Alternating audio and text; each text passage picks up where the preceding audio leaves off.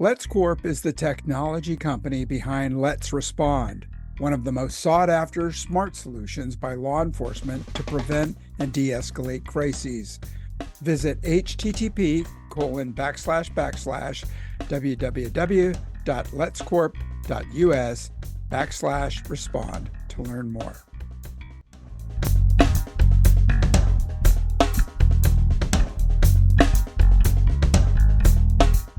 Hey, welcome back to Policing Matters on policeone.com. I'm your host, Jim Dudley. Hey, welcome back. And if you get a chance, check us out on the YouTube channel as well. Well, we know that leadership is important in every organization. Having vision and strategic planning ideas can move an agency forward, but it cannot happen in a vacuum. It seems that leaders may be reluctant to share how they plan to achieve goals and outcomes, and great leaders share the vision and bring others along in the planning process towards reaching those goals. Well, our guest today has written about leadership and communication to help develop leaders by improving communication. And his book, The Art of Strategic Communication, hit the bookstores and became an instant hit in May of this year. Well, today our guest is Christopher Cook. Christopher Cook is the Chief of Police and Director of Public Safety for the city of White Settlement, Texas, a suburb of Fort Worth. He oversees the police and fire departments, emergency management, and animal services. With 3 decades of experience in law enforcement and public safety, he is an expert in media relations, community engagement, crime prevention, and critical incident management. You can read his full bio in the show notes. Otherwise, we'd spend a whole show talking about it. Well, welcome to Policing Matters, Chief Christopher Cook. Yeah, thank you for having me on. It's always a pleasure to connect out there. There's so much great work being done around the country. And so very honored, privileged just to share a small piece of kind of what we've been doing here in Texas.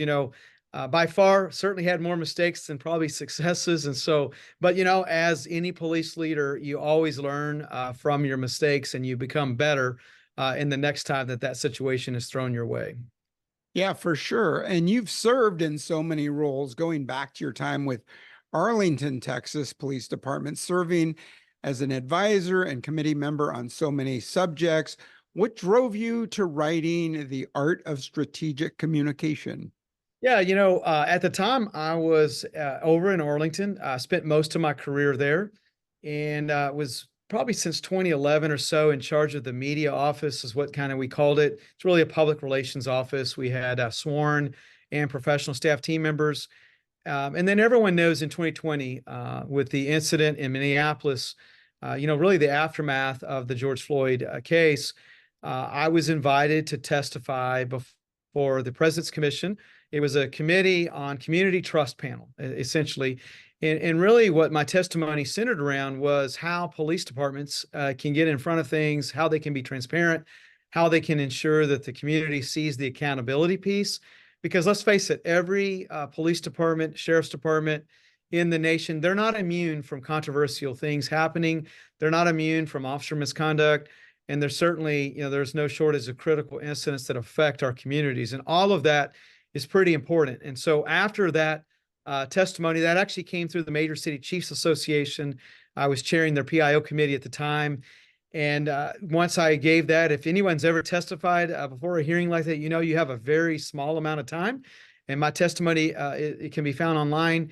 And really, DOJ received a lot of contacts after that testimony saying, hey, if we could just get some of that information into like a guidebook, some kind of manual, because most police agencies are small around America and they don't have a dedicated, media team. And so that really kind of opened the door, and several guidebooks actually came out of this initiative.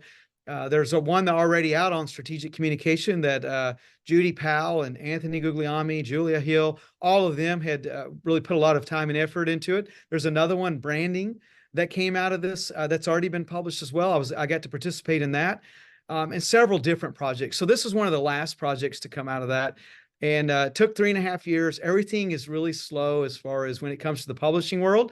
But we're grateful that we were able to finally get something in a paperback version. There's also a digital version that leaders can just thumb through if they're facing an incident or crisis, or they don't know anything about the media, or they're really confused on how maybe they message internally. There's chapters that will really kind of delve into that and put them on the good path there. Yeah, and what a great team you just mentioned. Judy Powell was a guest on Policing Matters, and she was awesome, of course. Hey, we talk about the importance of leadership all through an organization. I think really right now it's critical in recruiting, but I've worked for all types of chiefs, from a wide variety, from extreme introverts to extreme extroverts. Can both types work? I guess I'm going to ask, which type works better as a leader of an organization? Yeah, I've also worked for a variety of leaders in my 29 years, coming up on 30 years now. And I will tell you, I've seen successes on both sides of the token. Sometimes introverts, while they may be more reserved, it does not mean that they're not competent, by no means. Maybe they're more methodical in the way they approach situations, and really script out, the path forward, whether it's a community issue or it's an internal issue they're dealing with. I've also seen on the extrovert side, certainly being very charismatic and outgoing, getting in front of things quickly. That has also worked. And then I've seen, both cases where sometimes there's failures or deficiencies. And so really, from a leadership perspective, I would say what works, in my experience, is if we can just be candid, if we can just come across genuine. And there's so many times the community will see a police leader take the podium, or let's say it's your agency, where you're trying to communicate some important topic that, might be the buzz around your agency. But if employees and community members, if they see us that we're really trying hard and we're trying to be genuine and we're trying to be candid and honest with them, I think that bodes the best for us, because we want the receiver of the messaging, whether that's written messaging, social media, videos, emails, whatever message we're trying to convey. We want them to receive it in a manner where they believe that the person that's sending that, and oftentimes it's our leadership, that they have a vested interest in our success, right? As an agency, even if I'm a community member, I want my police department to be successful. I want my sheriff's office to do great things, right? From a crime fighting perspective and community engagement perspective as well. And so I really think the question becomes on how do we get our messaging out? And, we spend a lot of time early on in the book. We talk about the ACE principle, and I've certainly borrowed that from the military. Many people know that principle, where you assess the situation that you're in, you choose a path or plan on how to address that incident or situation, and then we execute, right? We do what we say we're going to do, and then we evaluate. Many times we may go down a path and we determine, we need to recircle the wagons, so to speak, and then put us in a different position as far as a different strategy to deal with that incident. And so again, whether you're an introvert, extrovert, that ACE principle works. It works in your marriage, it works at your workplace, and it certainly works with the media and the community when you're dealing with something. Because let's face it, many times we're dealing with pretty big things in our communities. We're dealing with sometimes the worst of humanities, the largest crises that you can think of. And so we need a way to be able to receive that information and formulate a plan that will work well for our audiences across our profession. Mm-hmm. Yeah, and you just mentioned that variety of leaders. Some we see they're ubiquitous in the media, Instagram and Facebook and on the evening news. But we've also seen leaders lead with a low profile, with scant communications. And I'm wondering, is that because they want to keep outsiders from waylaying future plans, that if they keep the communication down, nobody knows the direction they're going? Yeah, I think there could be, I guess, some strategy depending on a particular case where maybe we sit on something because we want to gather all the facts. We want the investigation to run its course. I'm not talking about a high profile use of force incident. That's the opposite. You want to get in front of things like that. But to your point, I do think that if we're not telling our story, and that's really the theme of the book, it's about being a storyteller. Let's look around the profession. We have great police officers and sheriff's deputies and state troopers that are doing phenomenal work. But if we don't tell their story, people don't know what they're doing. And I do not want to work for an agency where people just make an assumption that all we do is write tickets or put people in jail. There are so many facets to policing. There's so many great things that occur, from changing a flat tire to helping somebody that has a true need, maybe a homeless individual, to playing softball with a kid, trying to build that bridge and establish a positive relationship. If we don't tell those stories, then nobody knows any of that's occurring. And so I would argue, and I certainly have a captive audience. I was very lucky to get a gig at Sam Houston State University last fall, where every police chief in Texas has to go through a 4-hour media relations class with me. It's actually legislatively required. They have to go whether they want to or not. And really what I use that platform to really showcase why they should, as a leader of their organization, do a better job. And some of them are doing great jobs. Some of them are doing better jobs than I'm doing, right? But for those in the room that are like, you know what, I don't want to talk about anything we're doing because I don't want to give credence to something. I don't want somebody asking a question that I don't want to go and talk about. I would say that you're really viewing that from a very limited mindset, because you're missing out on so many opportunities to trumpet the great work that's occurring in your agency. And so we continually challenge leaders, hey, get in front of things, certainly if there's an element of crisis there, but even in the small things, talk about the direction that you're going. Every police officer I've ever met, they may not like the idea of a strategic plan or a strategic communications plan document or something like that, but they all would agree, if you're in a briefing room, they want to know where the ship is headed. One way to do that is to talk about the plan, involve them, right, from the bottom up, get their input. Who's better to tell me how to tackle a crime issue than the cops that are actually doing the job? And oftentimes as leaders, sometimes we get busy for the sake of being busy. And I'm not trying to discount the larger the agency. I know the busier that we sometimes are, but we've got to make time to involve our employees, involve our communities. We have to have that network that can help us, because then once we have the network, it's all storytelling from that point forward. You can talk about where we're headed, what we're doing, how we do it, and you don't have to worry about a negative story at that point, because you know the facts will always prevail. And even if we're not on the high ground, we will talk about how we will get better as an organization. Yeah, no, great points. So what's the happy balance? You still need to do your work and you still need to make plans and move forward, maybe not involving everyone, but how do we make time to communicate with the troops that are working for you? You know, a good friend of mine, Steve Dye, used to be the Grand Prairie Chief, now over in Allen, Texas. Steve used to tell me something as simple as having like a shared leadership team or a leadership council. And he said, you've got to find ways, the higher you go in the organization, the more problems will come your way that hopefully you're able to solve. And the only way to do that is to have that relationship with your employees. And it's not just on the sworn side. We're talking dispatchers, our professional staff team members. Everyone has to be involved and has to have a seat at the table. And granted, time is always challenging for a leader, because there's so many people that need things done that, you know, you can let your calendar get out from under you, where you're just kind of a slave to the next meeting to meeting to meeting. And really what Steve tried to impress on me, especially as I got this job, was make time for your employees. And the way to do that, certainly having leadership councils that can talk to you about issues and remedies on how to fix things. But the number one thing he said you can do, wear your uniform. Matter of fact, I wear it every day. And we're a small agency. We only have about 55 team members here compared to where I was in Arlington. You know, we had 1,000 team members. The reason that wearing the uniform is important is, he said, you got to get out there with your troops. You got to run the calls they're running. You may not know how to answer and solve every call from a technology standpoint, as computer systems and record management systems continue to evolve, but just by the very nature of you showing up on the call, that speaks volumes to your officers. And so that's really what I've tried to do.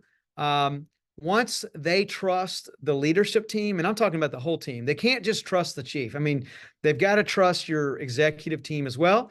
They will start sharing story ideas. Some of the best things that we've done on social media, when we talk about sharing our story, they come from officers that alert me to something happened. It is very common. I wake up in the morning and I've got a text message from the sergeant from midnight shift saying, "Hey, boss, we recovered a stolen car. Whether it was a pursuit or not, it's irrelevant. Everybody's safe. There was no wrecks, bad guys in jail." And we get to share those types of stories. If you don't have that relationship and communicate with officers, they won't know what's going on. And one thing I will highlight from a Police One perspective, when I took this job 2 years ago, and I was a deputy police chief in Arlington at the time, Police One did a really good survey, and they talked about the 3 C's, and you probably remember this.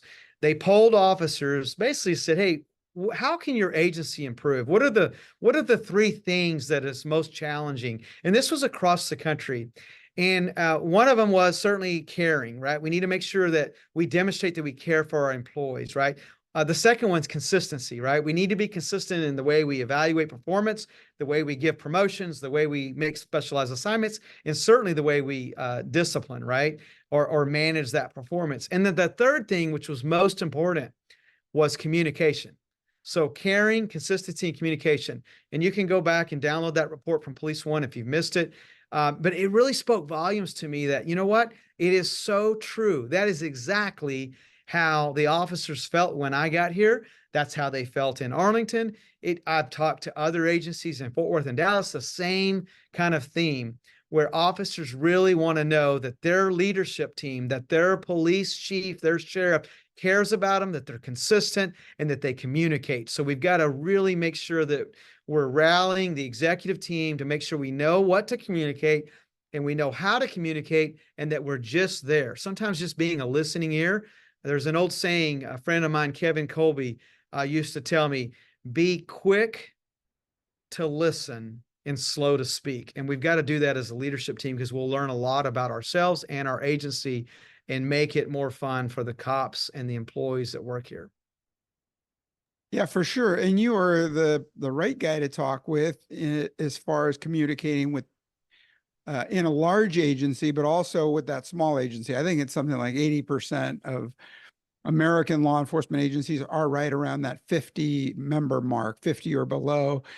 But in Arlington, where maybe you can't jump in a radio car every day and ride around and see what's up with different officers, what's the difference between good communication, active communication with a large versus a smaller agency?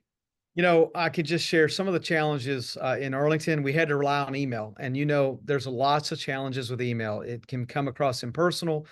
Sometimes people read that there's tone there when maybe there's not tone. Yeah, we have briefings, but it's so large. There's so many districts.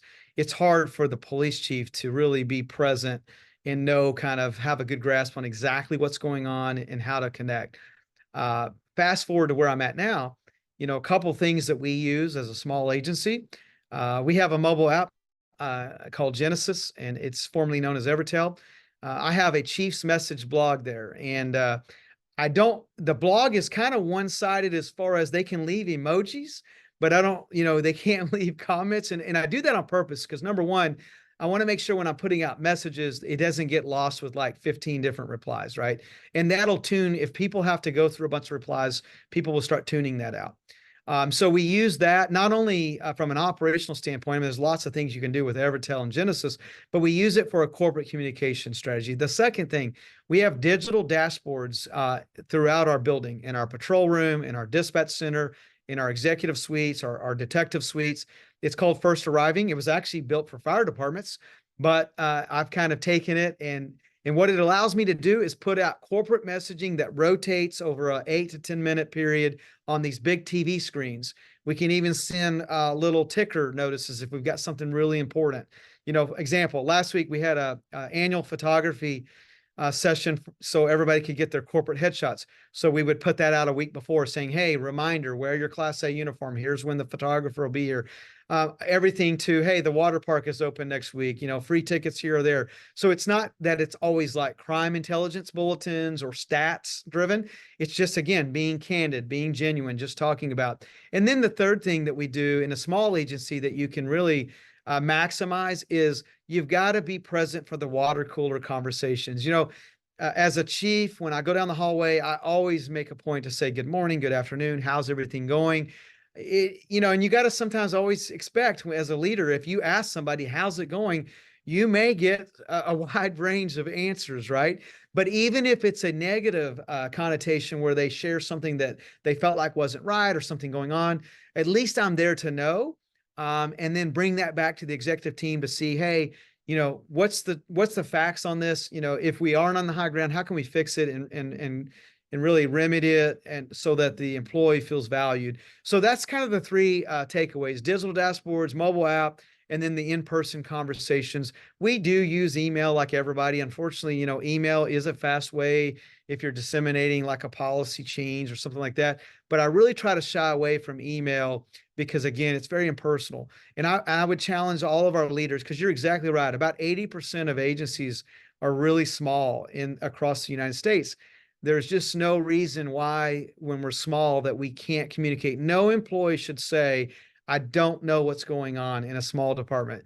Bigger departments, yeah, more challenging. That's why they usually have teams that try to help out. I know in Arlington, we would use video sometimes. We would film the chief doing a video. We would pass it out. But you know as well as I do, you've been in law enforcement a long time. Not everybody's going to sit through a video and hear the messaging. And so the more in person, the more authentic it is. And that also means sometimes you got to come in on night shift. I just came out last Friday night, rode out from 6 p.m. to 2:30 in the morning with the night shift. And I say right out, I mean, I drove my own car, but I took them to dinner and I was able to connect with them in their environment, because, we're on 12-hour shifts. And so if you're the leader that only stays around during day shift hours, you are missing your evening and midnight shifts. And so you've got to be able to connect with them as well, or they will not project you as authentic, right? So lots of great things going on. I'm sure that agencies are innovative in that approach, because we really got to make sure we're in the right place, right time. Part of that is just being there in person at different events and on shifts and in briefings. Yeah, for sure. And I mean, I take to heart your comment about the water cooler conversation. And yeah, they can be a little more revealing than you'd like. But that idea of even passing someone in a hallway, and I mean, you might be able to really get a pulse of what's going on by those really brief and casual conversations. Yeah, that's great feedback. The old saying is, it's lonely at the top. I would also argue sometimes the chief or sheriff is the last person to know. It's amazing how many times somebody will bring something to me and say, hey, chief, you have to know about this. And literally I would be clueless, like, that's got to be a joke. There's no way that we did that. And then, we start looking into it. And sure enough, we made a bad decision, because, as a leader and as an executive team, it's okay for us to apologize. You can't put us on a pedestal where we're going to be perfect and never make mistakes. Far from it. And if I make a mistake as a chief, I'll own up to it, and we'll do better next time, and we'll learn from it. Because if I can do that, if I can set that tone and culture at the top, then other people in the other levels of the organization will feel safe in being able to say, hey, I made a mistake as well. It's funny. I'll digress real fast. We had the Blue Angels in town. We're a military community here. A lot of people ask me about the name of the town, and how in the world is it called White Settlement? And if you're the chief of a town called White Settlement, you got to make sure you certainly do a good job at telling your story and telling the town's history. Bottom line, though, we're a military community, home to Lockheed Martin, where they build the F-35 strike fighter, and then Naval Air Station Joint Reserve Base Fort Worth. Blue Angels were here. I was able to talk with one of the pilots, and we kind of got into a sidebar, and he says, do you know that after every demonstration, minus the Sunday one, they do a full debrief, and sometimes it lasts hours. And he says it always starts with the air boss, and the air boss is kind of the person in charge. They're like the police chief of the demonstration team. And he said the air boss will always start with his or her mistakes first. And the reason they do that, if the team sees that the commander, the air boss, can admit, hey, I could have done this better, or I was a little off on altitude here or that, it sets the tone that it's a safe environment to share mistakes so we can all learn. So that's one of the reasons I really took that to heart and said, we've got to really start changing the culture here, where executive team members, assistant chiefs and captains and lieutenants can feel safe, can kind of feel vulnerable, if you will, to share mistakes, or even share mistakes as they were rising through the ranks. Because when sergeants and corporals and officers see that, they are like, you know what? They're human just like us. And they can really, that builds trust with your team. So anyway, thank you for letting me share that. For sure. Hey, I'd like to ask you about some of the things I found in your book, but first I'd like to take a quick moment and thank our sponsor. Endorsed by law enforcement agencies from LA to New York, Let's Respond helps bring enhanced awareness and safer resolutions in response to hostage crisis situations. With Let's Respond, you'll instantly save costs and improve time to response and resolution without ever needing to deal with the hassle of setting up a throw phone.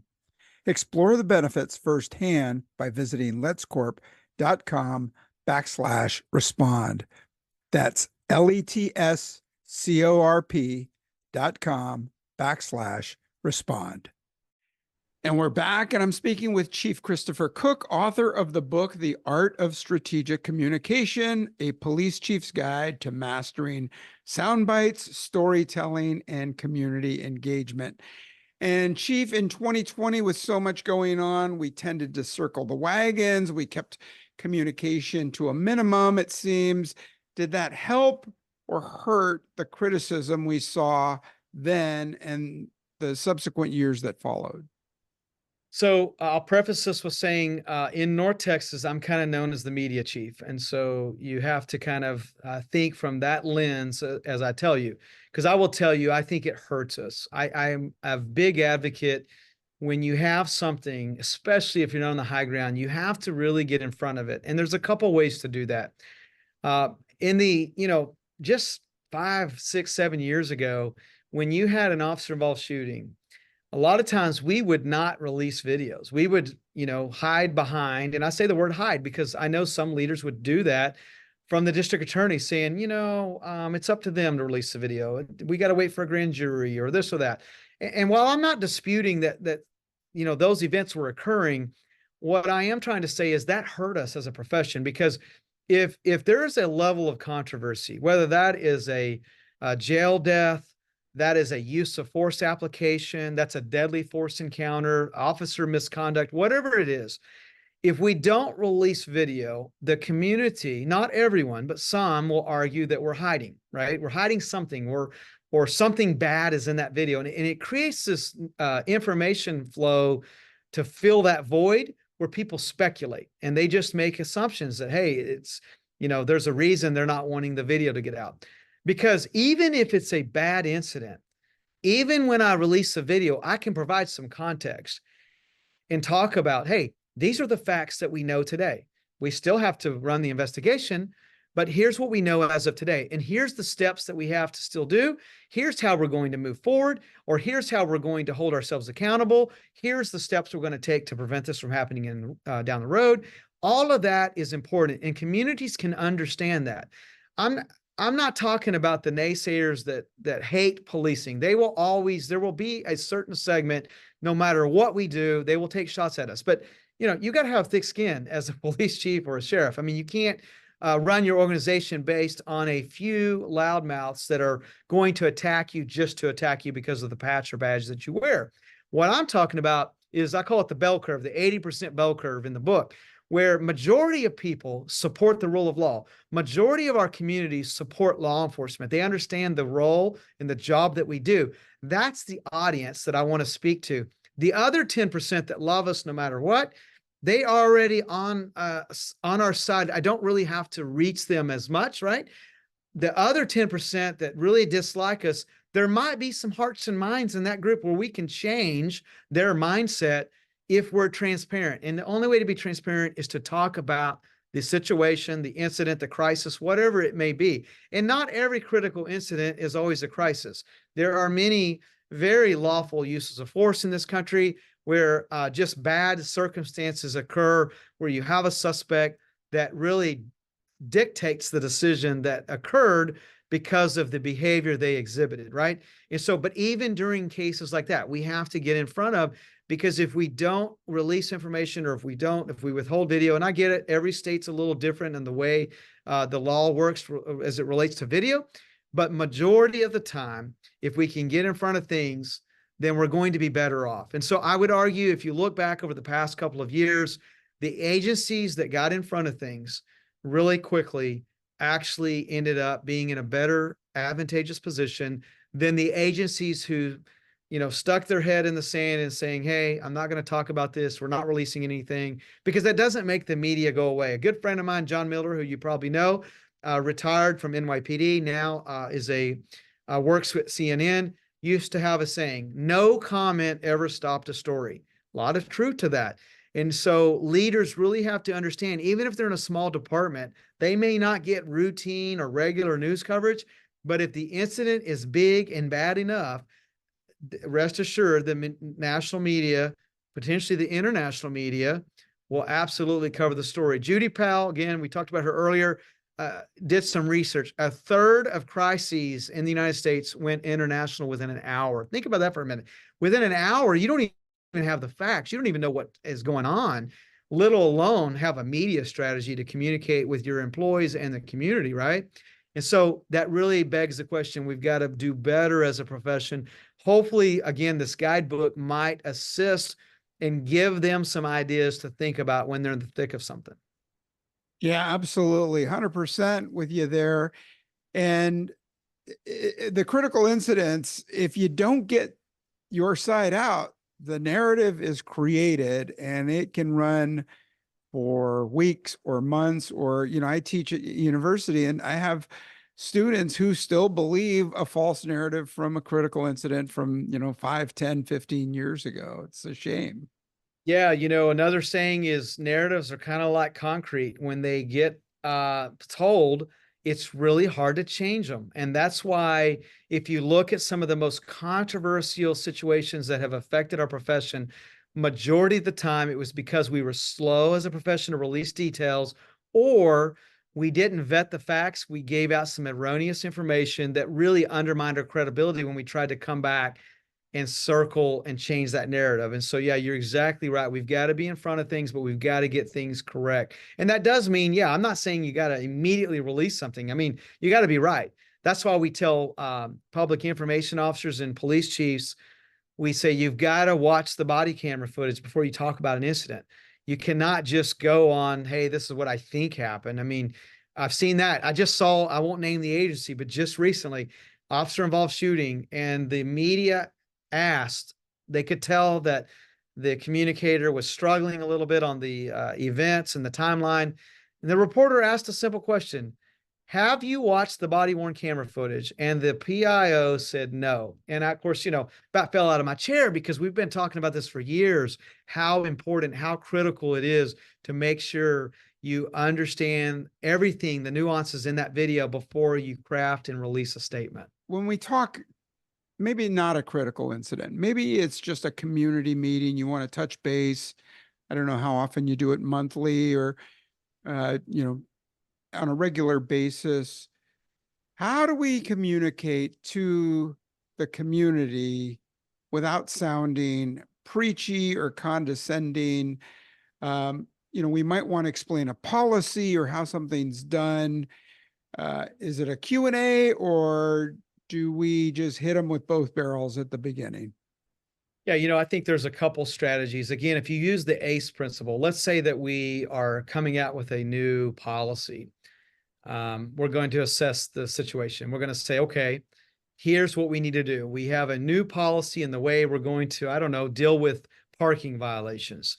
So then we're going to go to the C, which is choose a path or plan. So hopefully we got a team together and we say, hey, so if we don't want to put those shiny red stickers on their car that aggravates everybody because they have to use a scraper and Windex to clean their window, what other options are there? And who should even be the one that's doing these parking violations, right? So let's say we decide, we're going to do a door hanger. We're going to put it on their windshield wiper blade, right? Okay. Then we're going to execute. So we're going to print them up. We're going to do a trial run. We're going to evaluate the response. And really the evaluation, I would argue, in a situation like that, we would certainly host some community meetings. We've done that here. One thing I would tell you though, it seems as if a lot of people are disinterested when you say, hey, I want to have a town hall. You get a few people, and it's usually the same people that attend your city council or city or county commissioner meetings, that are really kind of, they're really heavily involved in civic engagement. but the masses you're not reaching. So one of the things that I talk about in the book, and it's called the perfect pitch. If I'm really going to have a change in the city that's going to affect a lot of people, a lot of times I'll try to get news coverage. And granted, the news media may not be interested in a change to a parking, the way we handle parking violations. But if I twist that a little bit and say, you know what, we're going to ask for feedback from this change, and we're going to go out and we're going to find some people that like the change, some people that are disinterested in the change, then all of a sudden I've got kind of that hook potentially for a news reporter to say, all right, I see you. I may come out and cover that, because if I get the news media to help me, whatever initiative or topic I'm discussing, they can amplify, right, our messaging more so than even if I put it on Facebook or X or Twitter or Instagram or do a video on YouTube. And so it really depends on the situation. I'll give you an example. One of the things I've never really done a lot of podcasts or listened to podcasts until the last 2 years or so. When I came to White Settlement, I had a lady that said, "Hey, I want you to be aware." She invited me on her podcast, and it was kind of more about community engagement. And she informed me, she said, "Hey, I don't know if you're aware of this since you came from Arlington, but because we're a military town, we have a huge podcast community out here." And I was like, "Yeah, I'm kind of ignorant when it comes to podcasts. That's like an audio file, right? Or something."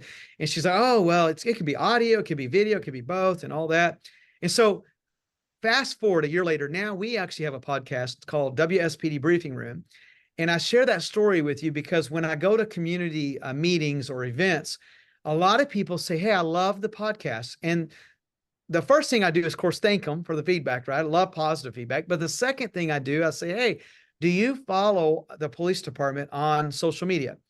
I'm going to be honest with you, about 90% of the time, they're like, "No, I don't like Facebook," or no, I'm not into social media, but I'm into podcasts. So as a leader, that telegraphs to me, now I'm reaching another audience that I would not normally reach. And we do one podcast a month. It runs the gamut from, we did one about NIBIN and how, when we have gun violence or discharge of firearms, how we can use that to track where the perpetrator is from and all of that. We've done things on National Night Out, recruiting, public safety cadets, youth engagement, whatever the case may be. We even did a podcast on the Blue Angels because, again, they were here about 3 weeks ago. And so, but the community loves a wide range of topics. It doesn't need to always be about crime. They like non-police centric topics because, again, we're trying to humanize us, right? If I'm doing a good job at humanizing our employees, we do need to talk about different things. I'll give you another example. This Saturday coming up, we have Touch a Truck. We only gonna have one police car there, but we're gonna have a trash truck, a water truck, a couple fire trucks, some tractors, a dump truck. That's going to be the really star of the show. Even though the police department came up with Touch a Truck, because I've seen them doing it in California where you're at, looks like a lot of success. The success for us is going to be just having the community come out, having their kids and teenagers come out and really interact with a wide range of city stakeholders, not just law enforcement. Nice. That's great. Hey, in the interest of your time, I want to thank you so much for jumping in with us today. And I was going to ask you, what should a new chief be doing to build their communication skills? But that would be counterintuitive because you want to sell this book, I would imagine. So I want to leave you with the mic, but also to tell our chiefs and actually anybody in leadership to check out your book, The Art of Strategic Communication, a Police Chief's Guide to Mastering Soundbites, Storytelling, and Community Engagement. But Chief, what's your last word? Take it away. Yeah, so certainly invite all of our communicators and chiefs and sheriffs out there. Make sure you're at ICP in Boston. Make sure you come to NIOA. That's in Clearwater in August. That's the National Information Officer Association. There's going to be free copies of the book at both of those events. And so any chief that shows up can acquire one through either of those organizations. And so super excited to be on here. Again, really the premise of the book is just being a good storyteller, because again, that builds trust. And if an agency in California builds trust, that helps the entire profession, just like an agency in Texas helps Virginia and vice versa, right? So thank you so much for taking the time. Hopefully, again, somebody can grab a nugget of information from the book So much great work being completed across the country. I am by no means the expert in any of this. I just took a few moments after my testimony to jot some ideas down and found a publisher that ran with it. So I'm trying to be humble about the whole experience, but yeah, there's so many great things occurring. Make sure you continue to network and spread this message as well. That help is only a phone call away. So thank you so much. Well, great having you, Chief, and save me a copy. I will see you in Boston. All right. Thank you so much. All right. Take good care. Hey, to our listeners, hope you enjoyed today's chat with Chief Christopher Cook, and check out his book, The Art of Strategic Communication, a police chief's guide to mastering soundbite storytelling and community engagement. Lots of good stuff there. Hey, I hope you're well, safe, and good. Drop me a line and let me know what you think. Drop it at policingmatters@policeone.com. That's policingmatters@policeone.com. Stay safe, and I hope you check in, and I'll be talking with you again real soon. Take good care.